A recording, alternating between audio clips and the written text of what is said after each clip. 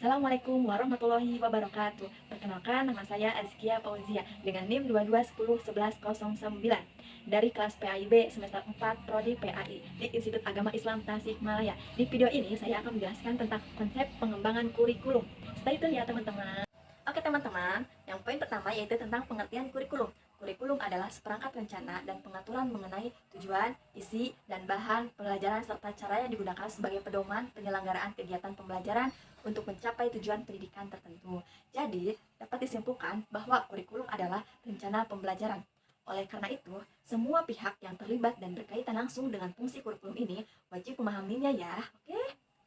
Lalu poin kedua tentang prakayasaan kurikulum adalah proses merancang, mengembangkan, dan mengevaluasi kurikulum agar dapat diimplementasikan secara efektif, efisien dalam mencapai tujuan pendidikan dan disimpulkan menjadi yang sistematik, komprehensif, dan berkelanjutan untuk menghasilkan kurikulum yang sesuai dengan kebutuhan peserta didik, masyarakat, dan perkembangan zaman.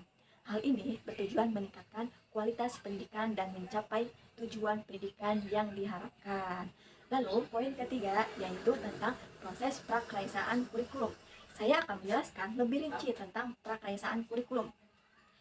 Yang poin ke-1 yaitu tentang analisis kebutuhan, yaitu mengidentifikasi kebutuhan peserta didik seperti minat, bakat, kemampuan, dan karakteristik lainnya. 2. Perumusan tujuan, menentukan standar kompetensi lulusan yang menjadi acuan dalam pengembangan kurikulum. Lalu yang ketiga tentang pemilihan dan pengorganisasian isi atau materi.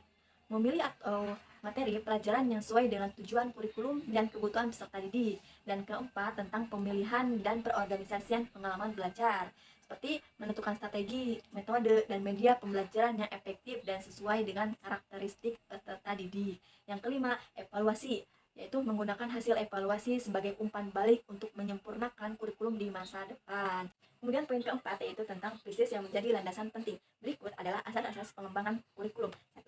Asas filosofis. Kurikulum harus didasarkan pada filsafat pendidikan yang dianut oleh suatu negara atau lembaga pendidikan.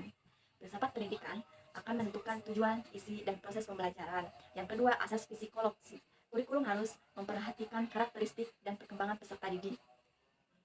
Materi dan proses pembelajaran harus sesuai dengan tahap perkembangan peserta didik. Lalu yang ketiga, asas sosiologis. Kurikulum harus responsif terhadap kebutuhan, tuntunan, dan perkembangan masyarakat. Isi kurikulum harus mencerminkan nilai-nilai dan budaya masyarakat. Lalu yang keempat, asas organisatoris.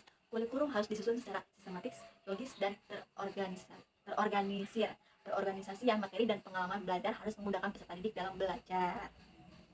Penerapan asas-asas tersebut dalam pengembangan kurikulum akan menghasilkan kurikulum yang komprehensif, seimbang, dan sesuai dengan kebutuhan peserta didik, masyarakat, dan perkembangan zaman.